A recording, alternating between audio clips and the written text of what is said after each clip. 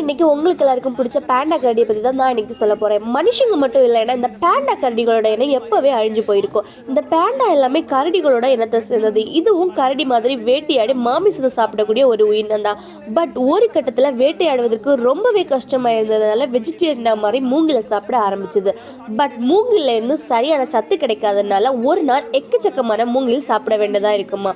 ஒரு நாளைக்கு கிட்டத்தட்ட 16 மணி நேரம் சாப்பிட்டுட்டு தான் இருக்குமா. மீத இருக்கிற டைமில் தூங்கிடுவாங்க. இதுவும் இனப்பெருக்கம் பண்ணுறது ரொம்பவே கஷ்டம். ஃபீமேல் பேண்டா கரடி ஒரு வருஷத்துக்கு 2-3 தடவை தான் ஃபெர்டைல் ஸ்டேஜ்லேயே இருக்குமா. அந்த டைமில் ஸ்லூவில் வேலை பார்க்குறவங்க மேல் பேண்டா கரடியையும் ஃபீமேல் பேண்டா கரடியையும் ஒரு கூண்டுக்குள்ளே போட்டு இனப்பெருக்கம் பண்ணுறதுக்கு ஹெல்ப் பண்ணுவாங்களாம்.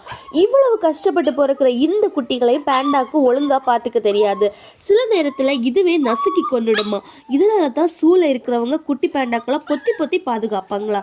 இது என்னதான் மறையேற தெரிஞ்சிருந்தாலும் ஒழுங்காக மறையேற தெரியாமல் ஏறி செத்து போயிருக்கு.